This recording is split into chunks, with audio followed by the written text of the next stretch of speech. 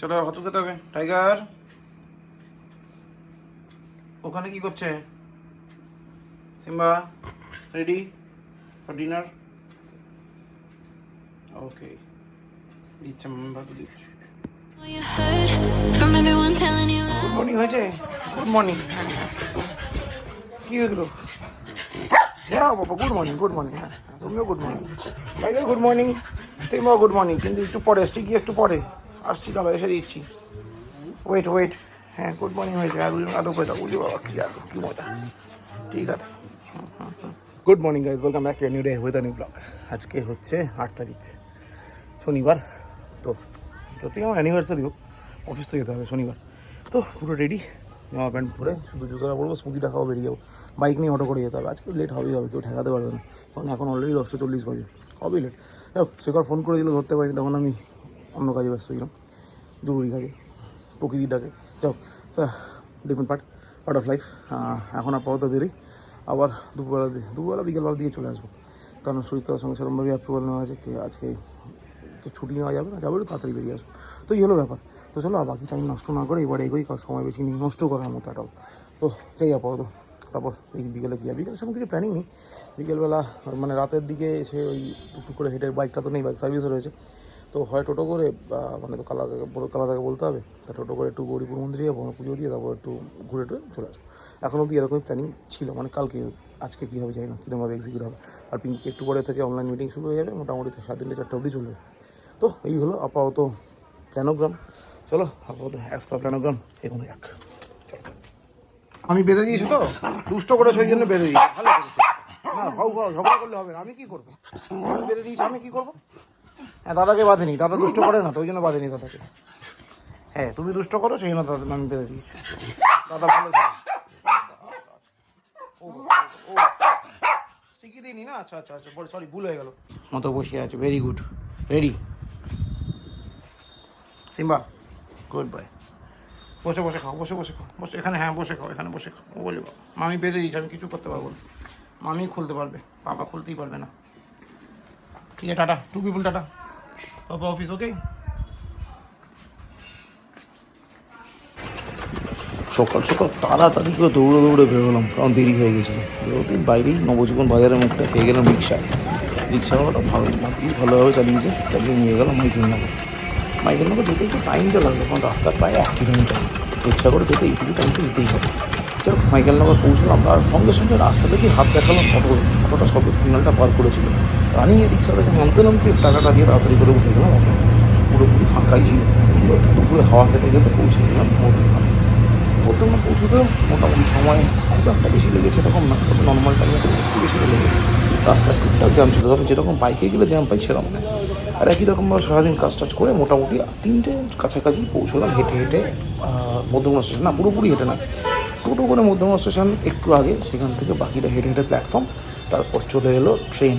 একটু বেশিক্ষণ ওয়েট করতে হয়েছে এরকম নয়, খানিকক্ষণ ওয়েট করেছিলাম, মানে মিনিট 5 ওয়েট করছিলাম। তারপর উঠলাম ট্রেনটা মোটামুটি ফাঁকাই ছিল, 12 বগি ছিল। একদম লাস্ট কম্পার্টমেন্টে উঠলাম, কারণ বিষয় পড়া একদম লাস্টে ধরে নামা যায়, যেখান থেকে আমার বাড়িটা অল্প একটু হাঁটলেই পৌঁছে যাওয়া যায়। তো তার মধ্যে ফোনে কথা বলতে ট্রেন করে চলে এলাম বিশ্বরপাড়া।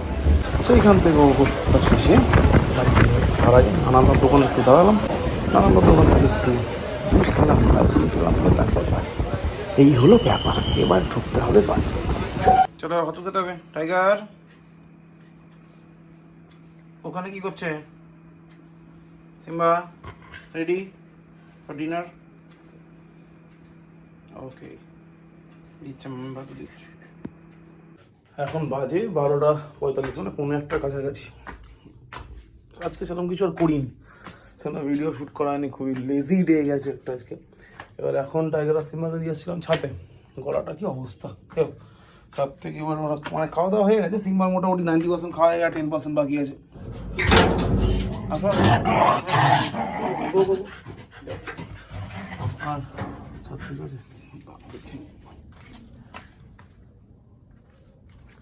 সব তো মনে হয় ঠিকই আছে,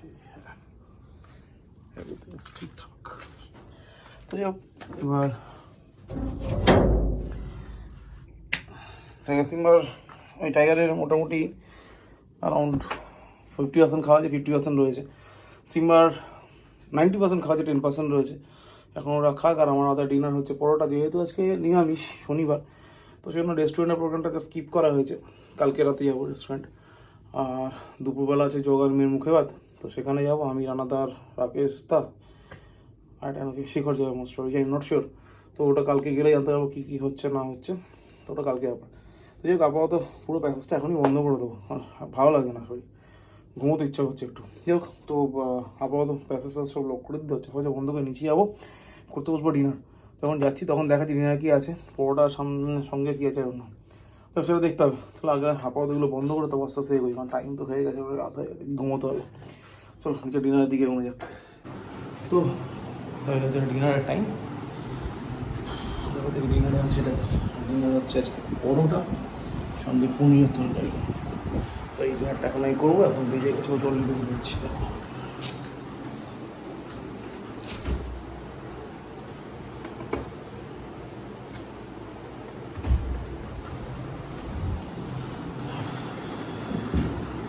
তো এখন ডিনারটা করে তারপর যাবো শুতে।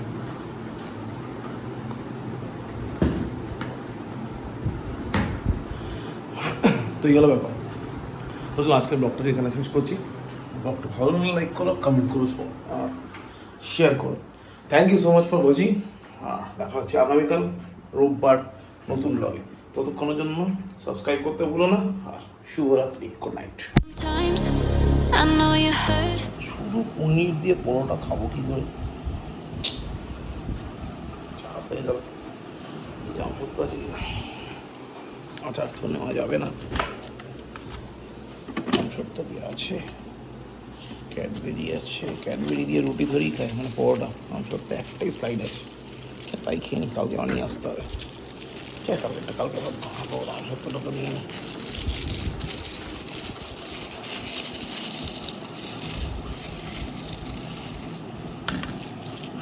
It's quite better dinner. Everyone telling you lies. I bet you just wanna lose your mind. I know you heard